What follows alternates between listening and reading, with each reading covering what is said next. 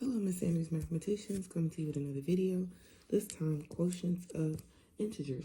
Don't forget to put your name on your paper. And let's get started with a little review of fractions and decimals before we begin. So I've already started for you. I have two fractions here, -5/8 minus 3/4. Well, I can't do anything with these because I need to find a common denominator. So I listed out my 8 and my 4. And I listed my multiples. I found that they had 8 in common. So now I rewrote them as 5/8 and 6/8, because to get from 4 to 8, I have to times by 2, which, and what I do to the bottom, I have to do to the top. So that's how I got 6/8. So now I can actually solve this. Notice I had to flip this, because this is a negative and this is subtraction. I want to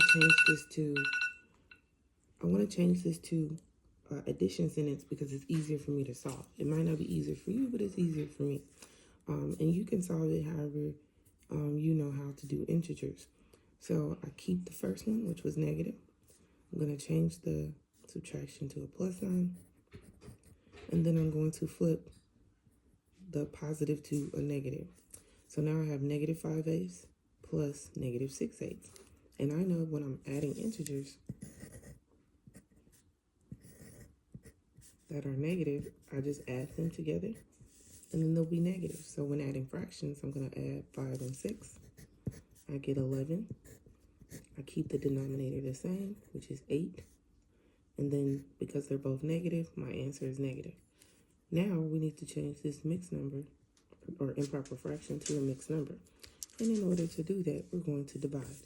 So I'm going to divide here on a scratch sheet of paper. Top goes in, bottom goes out. So numerator in, denominator out. So now I'm going to divide 8 into 11 one time. I'm going to subtract 8, 9, 10, 11, which is 3. And I don't need to keep going because I'm not trying to change it to a decimal. I just want to figure out what is my whole number, which 8 went in there one time. And then my denominator stays the same. And then I have 3 left over, which is my numerator. And don't forget that it's negative. I want you to try to do this fraction. The only thing I want you to remember is before you do this, you have to change the improper fraction to a mixed number. And I want to teach you how to do that real quick, just in case you don't remember. I use the TX method, which is I'm going to multiply the whole number times the 6, because that's a multiplication symbol. 1 times 6, and then add 5. So that's why we say TX, because T has a plus sign and X looks like a multiplication sign. It kind of helps you remember. So 1 times 6 is 6, plus 5 is 11, and then keep the denominator the same. So go ahead and solve this problem the way you know how to solve it. Don't forget integer rules when you do it. Let's look at the decimal. So with our decimal, actually I want you to do that one. I'm going to do this one because we know how to add. Subtracting is the hard part. So we have to keep it, change it, flip it, because we have integer rules. So we're going to keep the 0.23. Going to change the subtraction to addition, and then flip the negative sign here to plus. So this is now 0.23 plus 0.36. And remember, when we're adding decimals, we have to line up the decimal. So the decimal's here, the decimal's here. Add them together. 3 plus 6 is 9. 2 plus 3 is 5. And then bring the decimal down. So that is my answer. All right, you got this one. Remember, use integer rules. They're opposite signs, so that means you need to subtract them to get the answer. All right, you got it. So now let's start on quotient of integers. It says convert each fraction to a decimal. Classify the decimal as terminating, non-terminating, repeating, or non-repeating. If the decimal repeats, rewrite it using bar notation. So let me teach you how to do this. You should already know how to convert each fraction to a decimal. We've done that before. Terminating, non-terminating, repeating, or non-terminating, that's what's different, and bar notation is different. So let's go ahead and do the first two together, and then I'm going to leave you to do the rest by yourself because you got it. All right, to convert this to a decimal, I need to divide top in, bottom out. If you don't know what 40s are, then list your multiples on the side. 40, 80, 120, 160. And it's just like listing fours, but with a 0. 4, 8, 12, 16, 20. Just make sure you add another 0. So 40 can't go in a 6, so we have to add a decimal and a 0, because 40 can go into 60. Don't forget to put your decimal up top. 40 into 60 goes in there one time because 80 is too much. We're going to subtract.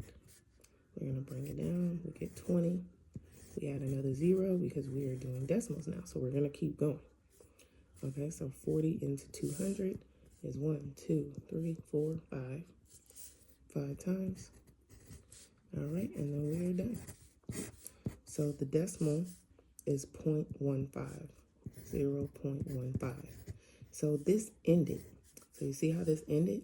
So this is a terminating decimal. Terminating means it does not keep going. It terminates. So think like the Terminator. He eliminates you.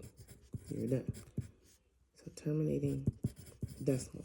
If it's non-terminating, that means it keeps going. If it is the same number over and over again, then it repeats. If it is non-repeating, it doesn't repeat. I mean, just that simple. So let's find a different one. Let's do 2 11s. So let's divide this. 2 inside, 11 on the outside, 11 into 20, 1. And don't forget, if you don't know your 11s, list them out on the side or use your multiplication chart to do so.